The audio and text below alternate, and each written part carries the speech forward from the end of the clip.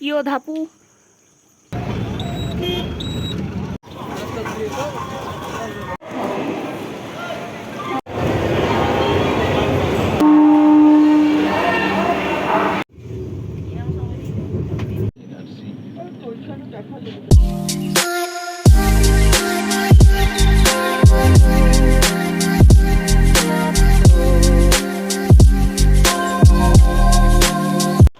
Good morning, welcome back to my channel. আমি অঙ্কিতা। আমার আরও একটি নতুন ভ্লগে তোমাদের সকলকে জানাই স্বাগত।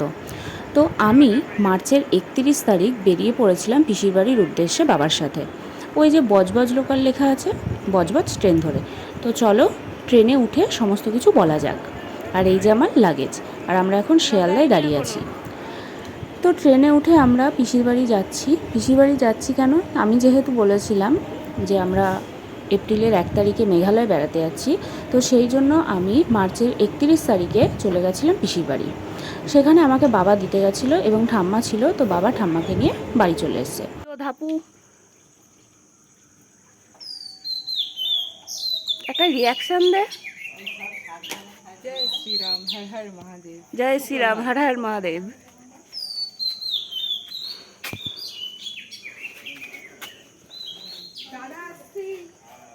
বাই। রাত 3টের সময় ঘুম থেকে উঠে আমরা রেডি হয়ে 4টের সময় বেরিয়ে পড়েছিলাম গাড়ি নিয়ে হাওড়ার উদ্দেশ্যে। আর এটা হচ্ছে খিদিরপুর পোর্ট। এখানে জাহাজ মাঝে মধ্যে আসে। এবার আমি পুরোটা জানি না, যেটুকুনি জানি আমি সেটুকুনি বললাম, হয়তো আমি ভুল হতেও পারি। তো যাই হোক, আমরা হাওড়ার উদ্দেশ্যে বেরিয়ে পড়েছিলাম রাত 4টে বাজে তখন। আর আমাদের হাওড়া থেকে ট্রেন ছিল সকাল 5টা 50-এ। তো সেই জন্য আমরা একটু তাড়াতাড়ি বেরিয়ে পড়েছিলাম, কারণ রাস্তার জ্যাম একবার পড়লে, বিশেষ করে কলকাতায় রাস্তার জ্যামে একবার পড়লে শেষ। আর এটা হচ্ছে প্রিন্সেপ ঘাট, এখানে সবাই ফটোশ্যুট করে, তো আমার ইচ্ছা আছে একবার এখানে এসে ফটোশ্যুট করার। আর এটা হচ্ছে প্রিন্সেপ ঘাটে ঢোকার যে স্টেশনের রাস্তা, সেইখানটায় আমরা দাঁড়িয়েছিলাম, আমাদের সিগনালে পড়েছিলাম আমরা সেই জন্য। আর ওই যে সাদা দেখতে পাচ্ছ এই জায়গাটা, এইটাই হচ্ছে ঢোকার গেট। তো ইচ্ছা আছে একবার আসবো, দেখবো কীরকম। কোনো দিন আমি আসিনি, এতবার পিসির বাড়ি এসেছি, তাও আমি এখানে আসিনি কোনো দিন। তো একবার এসে দেখবো কেমন লাগে। তো আমরা হাওড়ায় ঢুকে গেছি। এবার হাওড়ায় নেমে আমাদের ট্রেন দিয়েছিল নিউ কমপ্লেক্সে। তো দেখা যাক, আমরা নেমে আমাদের এখনও ভেতরে যেতে হবে, লাগেজ চেক করাতে হবে, সমস্ত কিছু করে তারপর আবার তোমাদের সাথে দেখা হচ্ছে।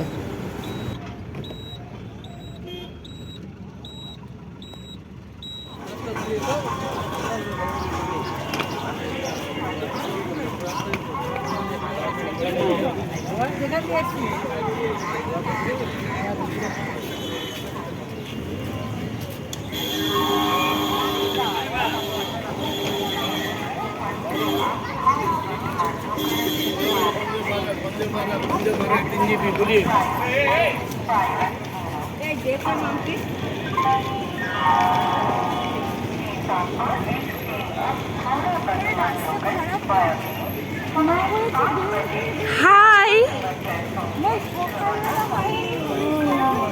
হাই। আরে আমাদের পিসিটাকে একটুখানি আর ঠিক করে রাখিস, হারিয়ে গেলে মুশকিল।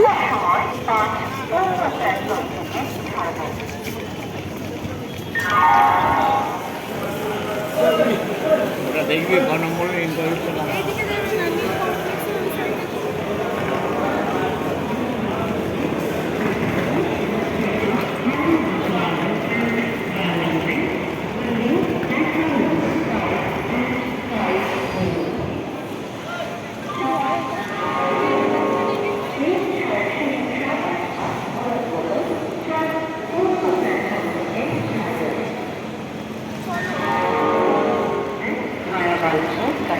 is coming on platform number 88. This northbound train Pakistan Pune Howrah Express via Anandpur Cuttack and Tharapur platform is on the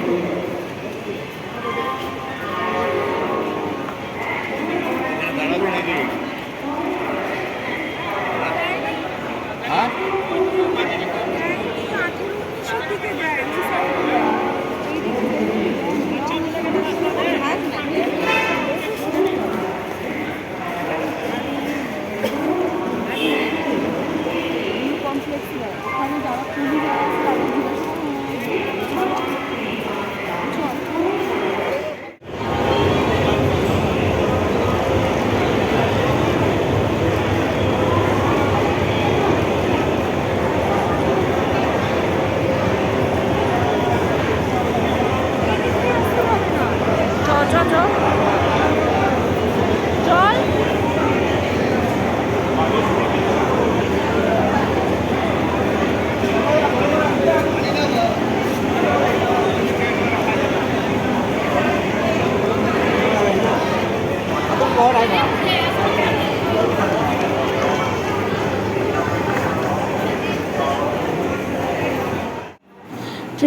দিয়েছিল। আমরা ট্রেনে উঠে সমস্ত লাগেজ আমাদের জায়গায় রেখে সিট নাম্বার চেক করে সমস্ত কিছু তুলে দিয়ে পিসিমশাইকে বসিয়ে আমি আর দিদি নেমেছি একটু স্টেশনে, কারণ প্রচণ্ড গরম লাগছিল। আর এটা হচ্ছে আমাদের ট্রেন বন্দে ভারত। আমাদের ট্রেনের রুট ছিল, আমরা একবারে গুয়াহাটি যাইনি, আমরা কেটে কেটে গেছি।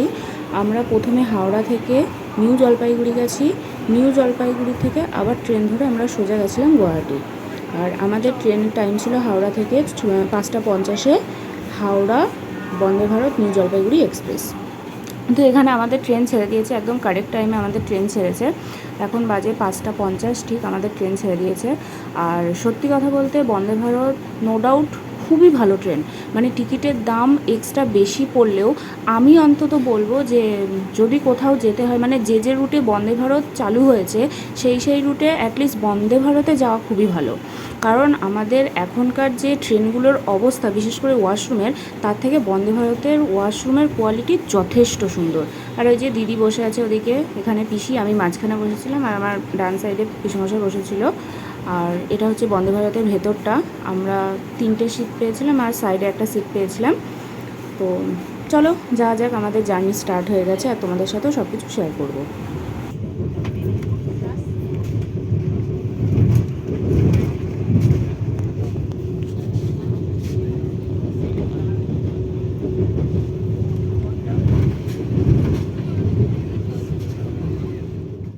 তো এখন সকাল 6:30 বাজে। আমাদের এখানে চা দিয়ে দিয়েছে, চা, 2টো বিস্কুট আর দুধ, চিনি, চায়ের যে প্যাকেটটা থাকে সেটা আমাদের একসাথে দিয়ে দিয়েছে। যে যেরকম খাবে সে সেরকমভাবে চা বানিয়ে নেবে। তো আমি তো এখানে সকালবেলায় দুধ চা খেয়েছি, কারণ সকালবেলায় আমার দুধ চা না খেলে আমার পোষায় না।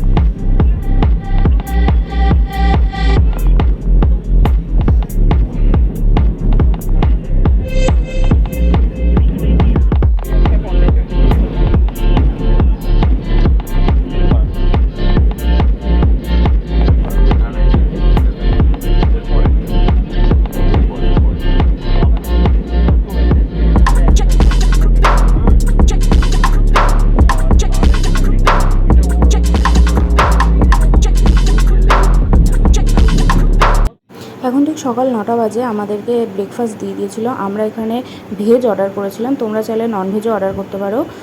আমাদের এখানে 2 পিস পাউরুটি দিয়েছিল, একটা ভেজ কাটলেট দিয়েছিল, আর জ্যাম দিয়েছিল, একটা আচারের প্যাকেট দিয়েছিল, একটা লটি চকোপাই দিয়েছিল।